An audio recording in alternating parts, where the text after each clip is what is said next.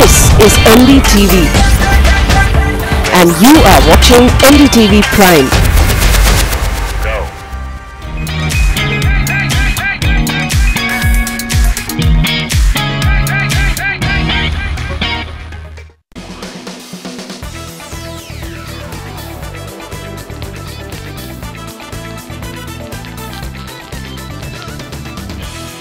Welcome, it's another brand new episode of CNB Bazaar Buzz here on the NDTV network.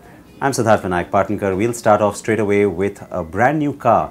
Well, it's a new variant that's driven in on the Ford Figo and on the Ford Figo Aspire, but it's the hatchback that we got our hands on this very first drive organized by the company. It is the sports variant that I'm talking about. It gives you a contrast roof, it gives you fatter tires. What else does it give you? Kingshuk drove the car.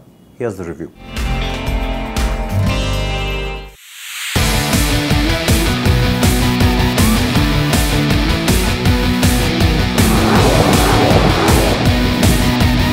Ford has launched the Figo and the Aspire Sports editions on both the 1.2-litre petrol and the 1.5-litre diesel models of the hatch and subcompact sedan.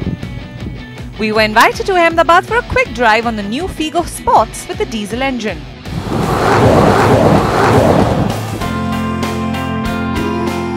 Superficial updates to the Figo Sports include a black roof and wing mirrors. The headlamps have also been blacked out along with the new 15-inch alloys.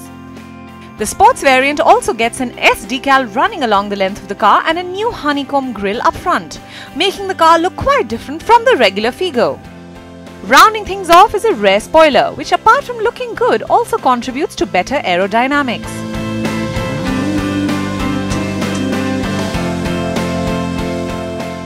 You get an all-black treatment inside as well, along with the red contrast stitching on the seats and the leather-wrapped steering wheel too.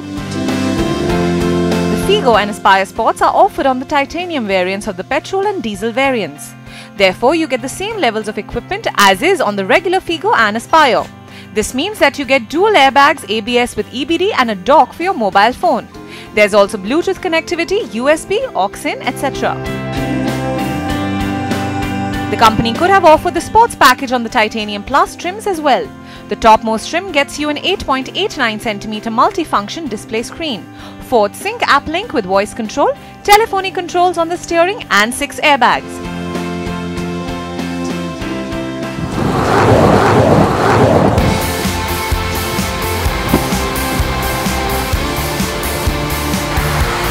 There are a few mechanical changes despite the fact that the engine specs remain unchanged. The company claims that the suspension has been stiffened up for better handling and a sportier ride. The springs have been shortened by 10mm to accommodate the larger 15-inch wheels with 155 by 65 R15 rubber. This means that the Figo Sports now wears wider and a slightly lower profile tires, which translate into better grip and handling.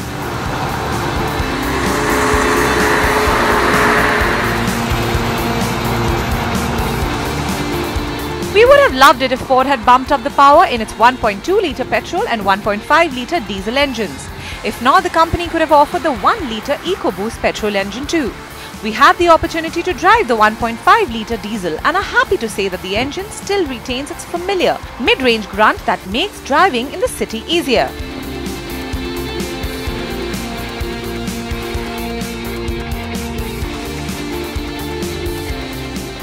We have driven the Ford Figo Sports for a couple of hours now, and it's clear that the car has a slightly stiffer suspension than before.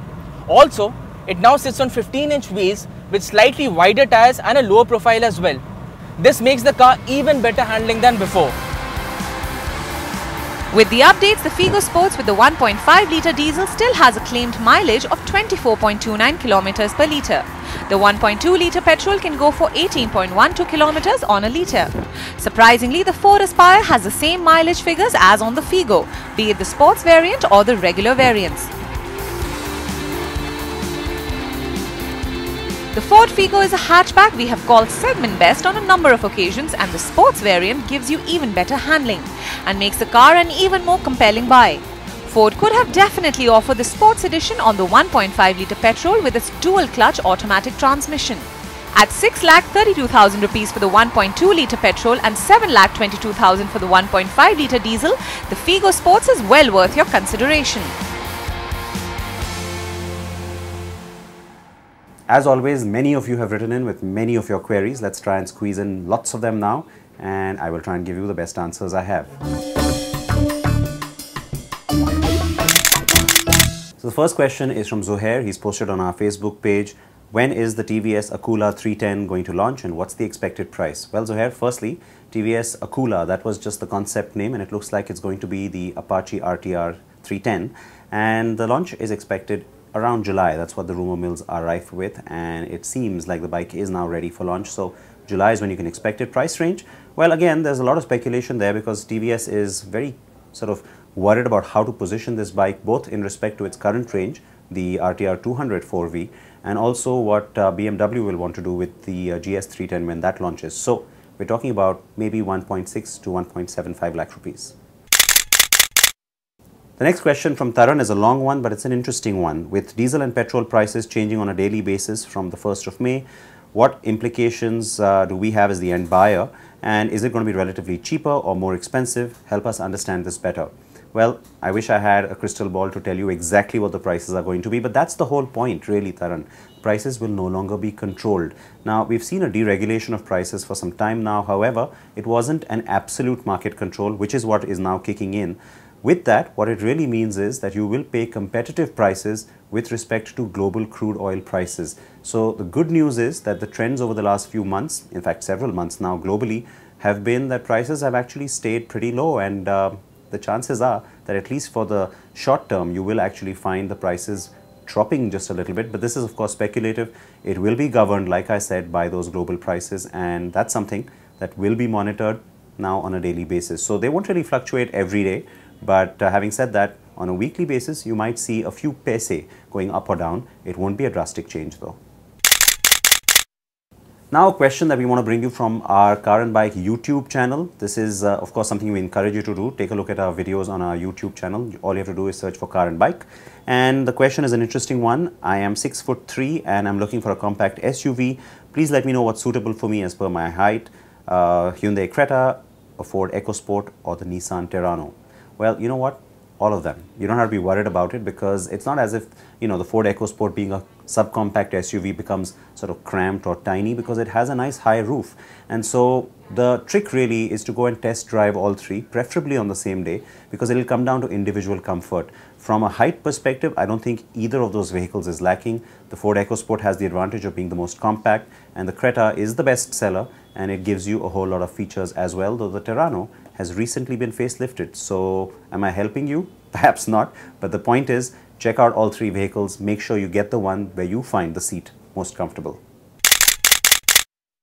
Now let's take a question from our Twitter feed. It's Saurabh who's asking about a budget of 7 lakh rupees, and the question is really simple. He says, what's the safest car in that budget to go for? Well, now the good news, Saurabh, is that a lot of cars are getting much safer, and while safety standards haven't quite kicked in, which will happen from October this year, you still find that most of even the compact cars have at least optional safety, if not standard. To answer your question, under 7 lakh rupees, I'm assuming on road, well, the most compelling would be the Ford Figo, because you find that the car is really well built to global specifications in terms of its overall body shell, and it also gives you safety equipment as standard. If that's not a car that you like very much, well, you could also look at some of the options that exist. Maybe you could look at the lower variants of a Hyundai i20, where again safety is now standard, or even the lower variants of something like a Ford EcoSport. Next question, also from Twitter, it's Dhruv, who has a budget of 11 lakh rupees, wants to buy a performance hatchback. What is better, the Baleno RS, the Fiat Abarth Punto, or the Polo GTI? Well, first things first, Dhruv, let me clarify for you. The GTI is the 25 lakh rupee car, and so it will not fit in your 11 lakh rupee budget. I think you probably meant the Polo GT.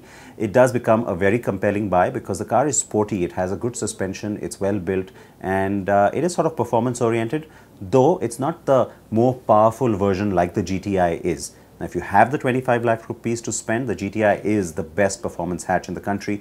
But otherwise, you would probably be better off looking at either the Punto Abarth or the Baleno RS. Now, the RS doesn't do a whole lot mechanically, but the booster jet engine is fun.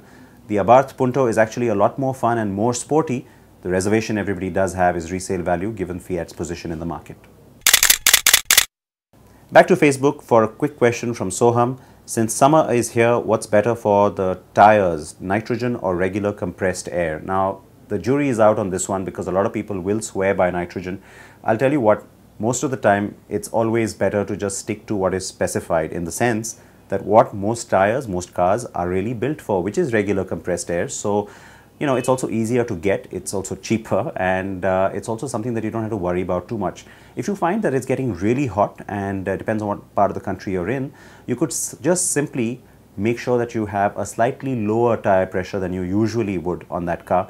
You shouldn't really have too many problems, because most cars these days now have tubeless tires, and you know, tires really swelling up with the heat and having a threat of them exploding.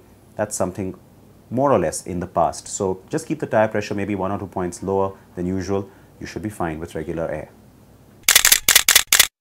Keep your questions coming. We'll try and get as many of them answered here, or of course online. So thank you for sending them in. Now let's take a very short break here on Bazaar Buzz. We'll come back and introduce you to artists who have a car passion.